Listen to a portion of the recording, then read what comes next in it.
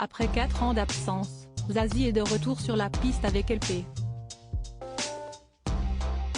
Un 11e album coloré dans lequel la chanteuse raconte tout ce qu'elle est devenue ces dernières années. À cette occasion, l'artiste de 58 ans a accordé ses confidences à Soir Mag, en kiosque ce mercredi 21 décembre.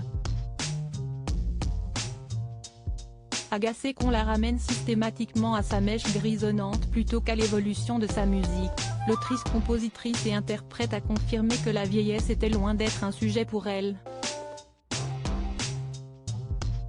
On peut parler d'un coup de vieux mais ça ne passe pas par ma tête, si est si purement mécanique.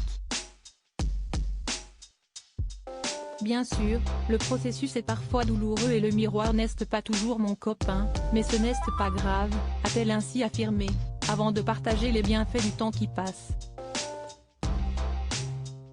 Ce que j'ai découvert, si est que lorsque l'on gagne en âge, on gagne aussi en liberté. On est peut-être moins jeune, moins fraîche, mais on est tellement plus libre, et la liberté si est follement séduisant, a assuré Zazie, dont le style musical n'a pas pris une ride depuis 1992. 4 ans après Essentiel, disque de platine, l'interprète de Je suis un homme revient dans les bacs avec un album aux sonorités nouvelles, évoquant nos jardins secrets, l'état de la société actuelle et toutes les révoltes qui soulèvent le monde depuis 2018.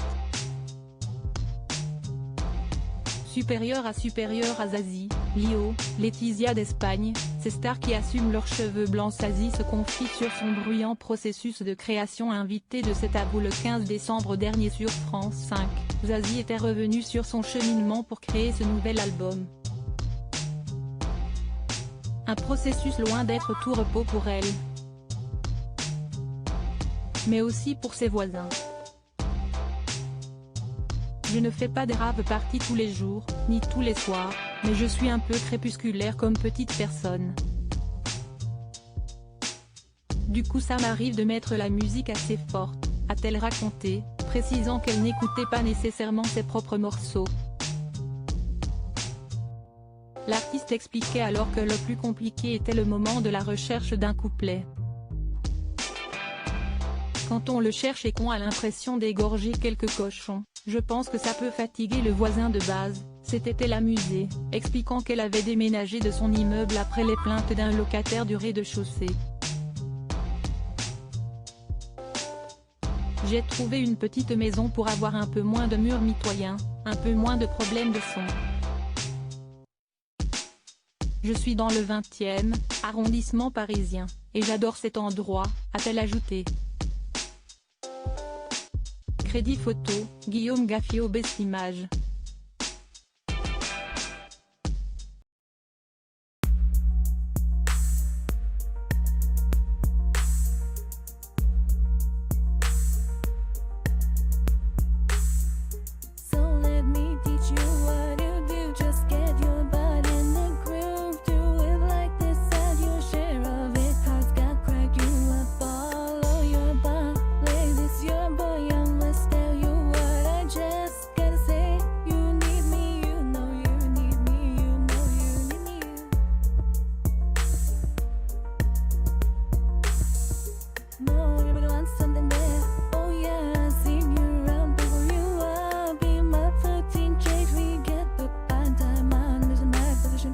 Yeah.